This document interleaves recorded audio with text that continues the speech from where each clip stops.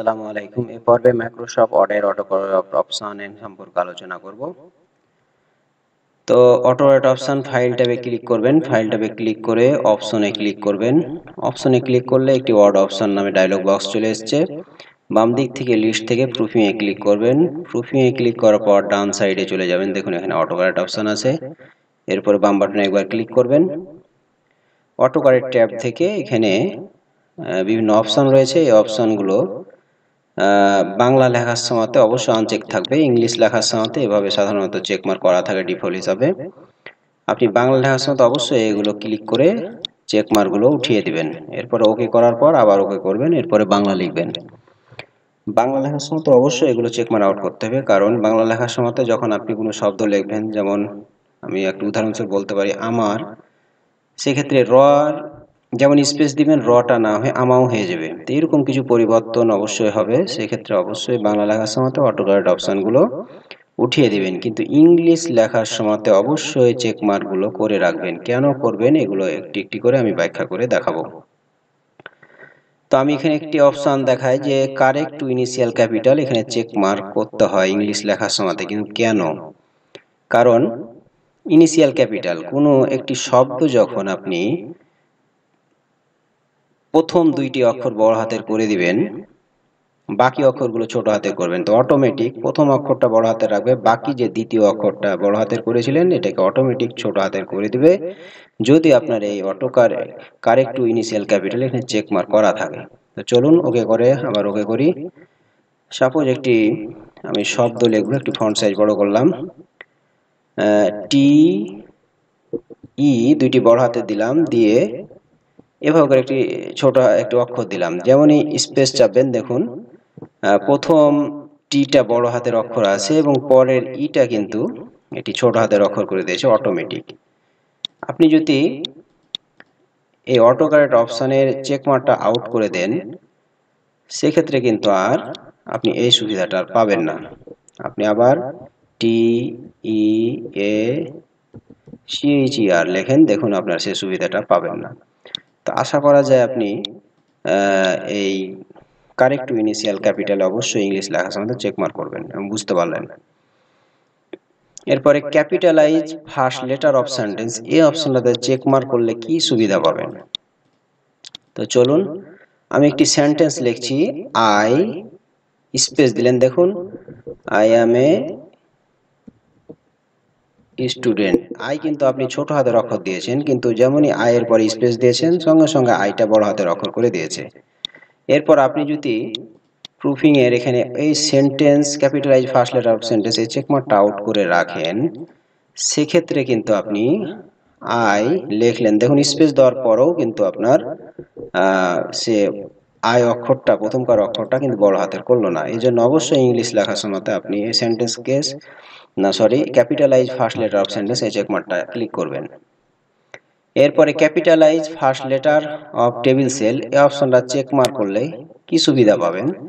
এক্ষেত্রে অবশ্যই আপনাকে ইনসার্ট থেকে একটি টেবিল আনতে হবে। আমি সাপোজ এখানে লিখলাম আই লিখলাম, যেমনই ট্যাব কি প্রেস করুন পরের টেবিল চলে আসলো, দেখুন আপনার প্রথম সেলের যে আই ছিল ছোট হাতের সেটা বড় হাতের হয়ে গেছে। এরপরে আমি স্টুডেন্ট লিখলাম, ট্যাব চাপলাম, দেখুন এই সেলের প্রথম অক্ষর বড় হাতের হয়ে গেছে। আপনি যদি এই প্রুফিং এ গিয়ে এইটা যদি আনচেক করে রাখেন capitalise first letter of table sell, সেক্ষেত্রে আপনি যদি টিএইচ দেখুন ট্যাব চাপার পরও আপনার এই টিচার যে শব্দটা লিখলেন এটা কিন্তু প্রথম অক্ষর বড় হাতের হলো না।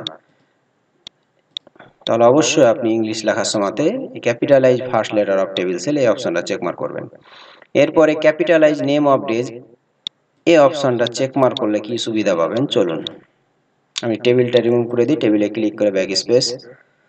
সাপোজ আমি একটা দিনের নাম লিখলাম সানডে, যেমনই আপনি স্পেস চাপবেন দেখুন প্রথম অক্ষর বড় হাতের হয়ে গেল। এরপর আপনি যদি প্রুফিং এর এখানে এই ক্যাপিটালাইজ নেম অফ ডেজ এটি যদি চেকমার্কটা আউট করে রাখেন, সেই ক্ষেত্রে আপনি যদি দেখুন আপনার মানডে লিখলেন বা আপনি আবার পুনরায় সানডে লিখবেন, দেখুন আপনি স্পেস চাপছেন, কোনো প্রথম অক্ষর বড় হাতের হচ্ছে না। তাহলে অবশ্যই আপনি ইংলিশ লেখার সময় অবশ্যই ক্যাপিটালাইজ নেম অফ ডেজ এটি চেক মার্ক করে রাখবেন।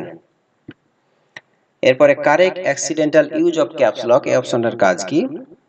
এখানে যদি ক্লিক করে রাখেন তাহলে কোনো একটি শব্দ, সবগুলো অক্ষর বড় হাতের লিখছেন, কোনো দুর্ঘটনাবশত আপনি প্রথম অক্ষর ছোট হাতের লিখে দিয়েছেন এবং পরেরগুলো বড় হাতের লিখেছেন, তাহলে অটোমেটিক প্রথমকার অক্ষরটাকে অবশ্যই বড় হাতের করে দিবে। তো আমি আবার কনফার্ম হয়ে যাই যে চেক মার্কটা করা আছে কিনা। চেক মার্ক করা আছে, চলুন আমরা লিখি। সাপোজ আমি লিখলাম ইংলিশ, তাহলে আমি ক্যাপস লক অন করলাম, শিফট চেপে থেকে ই চাপলাম, ইংলিশ লিখলাম। যেমন স্পেস চাপবেন দেখুন আপনার যে বড় হাতের অক্ষরগুলো লিখেছিলেন সেগুলো আউটে আবার ছোট হাতের অক্ষর হয়ে গেল। প্রথম কার্ডটা কিন্তু আপনি ছোট হাতের অক্ষর লিখেছিলেন, এজন্য বাকিগুলো যে বড় হাতের অক্ষর লিখেছিলেন কিন্তু আপনার এই শব্দে কনভার্ট হয়ে গেল। এরপরে রিপ্লেক্স টেক্সট অ্যাজ ইউ টাইপ, এটা অবশ্যই খুবই গুরুত্বপূর্ণ।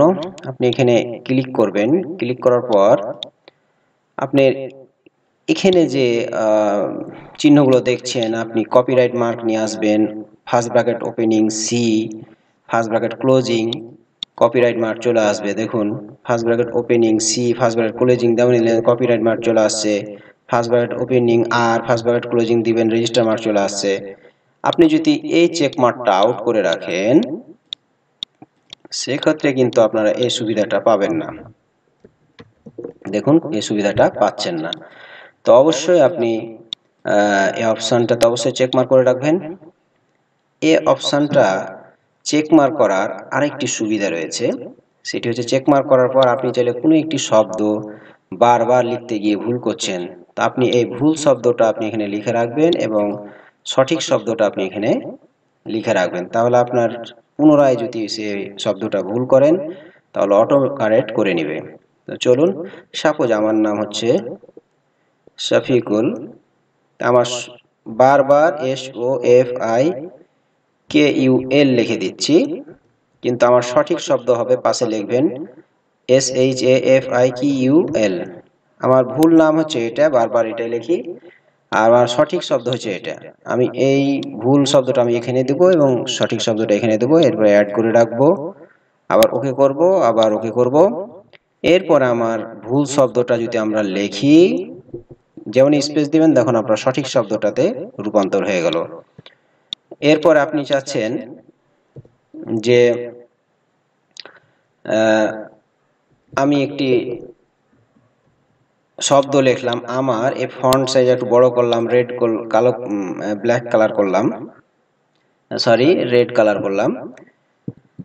এরপর আমি সিলেক্ট থাকা অবস্থায় সিলেক্ট করবেন, সিলেক্ট করার পর অড অপশানে যাবেন। অড অপশানটা এখান থেকে না পেলে আপনি ফাইলে গিয়ে অড অপশানে ক্লিক করবেন। তো আমার এখানে কুইক অ্যাক্সেস টুলবারে রাখা আছে, আমরা এখানে অড অপশানে ক্লিক করলাম। এরপরে প্রুফিংয়ে গিয়ে অটো কারেক্ট অপশানে গিয়ে আপনি এখানে ফরম্যাট টেক্সটে ক্লিক করলাম এবং AMAR মানে আমার লিখলে যেন এ ধরনের একটি লেখা হয়ে যায়, বড় যে আমি ফরম্যাটে আছে এই ফরম্যাটে যেন লেখা হয়, যেন ফরম্যাটিং টেক্সট। তা আপনি যদি প্লেন টেক্সট করেন তাহলে আপনার কিন্তু প্লেন আপনি সিলেক্ট করেছেন যেভাবে ফরম্যাট থাকুন না কেন আপনার নর্মাল লেখাতে কনভার্ট করবে। তো আমি ফরম্যাট টেক্সট করলাম, এরপরে অ্যাডে ক্লিক করে ওকে ক্লিক করলাম, আবার ওকে ক্লিক করলাম। তা আমি পুনরায় যদি আমার লিখি, তা আমি এখানকার একটু নর্মাল ফন্টে নিয়ে যাই। নর্মালে নিয়ে আসার পর আমি এভাবে লিখলাম, যেমন স্পেস দিবেন তেমনই আপনার কিন্তু যে ফরম্যাটে আপনি রিপ্লেস আপনি করেছিলেন, প্রুফিং এ গিয়ে অ্যাড করেছিলেন রিপ্লেস টেক্সট অ্যাজ টাইপ হিসাবে, সেখানে কিন্তু আপনার অটো ফরম্যাট অটো কারেক্ট করে নিচ্ছে। এরপর প্রথমে একটি অপশন আমি দেখাইনি, show auto correct option button, এটার কাজ কি? এটাতে আপনি আমি দেখাই, এটা সাপোজ আমি লিখলাম ছোট হাতের অক্ষর লিখলাম TESCHER, যেমন স্পেস চাপলেন যখন প্রথম অক্ষরটা বড় হাতের করলো, কিন্তু আমি চাচ্ছি একটু আগের অবস্থায় যেতে চাচ্ছি, কিন্তু এখানে কোনো সুযোগ পাচ্ছি না। তা আপনি যদি এই প্রুফিং এর অটো কারেক্ট অপশন বাটনে চেক মার্ক করে রাখেন, এরপরে যদি আপনি TEACHER টিচার লিখলেন, কিন্তু আপনার এই কর্নারের নিচে দেখুন একটি অটোকারেক্ট অপশন চলে এসেছে বাটন। এখানে ক্লিক করলে আপনি যদি আন্ডো অটোমেটিক ক্যাপিটালাইজেশন ক্লিক করেন তাহলে আগের অবস্থায় আপনার ফের চলে যাবে। এবার আপনি চাইলে আবার রিডো অটোমেটিক ক্যাপিটালাইজেশন এখানে ক্লিক করলে আবার পুনরায় ফেরত আসবে। মানে অপশন বাটনের কারণে আপনি যে অটোমেটিক কারেক্ট করে নিয়েছে, আপনি চাইলে পুনরায় পূর্বের অবস্থায় ফিরে যেতে পারবেন। তো আশা করা যায় বুঝতে পারলেন যে ইংলিশ লেখার সময় কেন এই চেকমার্কগুলো করবেন। তো বুঝতে না পারলে অবশ্যই জানাবেন, এবং বাংলা লেখার সময় তো অবশ্যই চেকমার্কগুলো আউট করে দিবেন, তাহলে বাংলা লেখায় কোনো প্রবলেম পড়বেন না। আসসালামু আলাইকুম।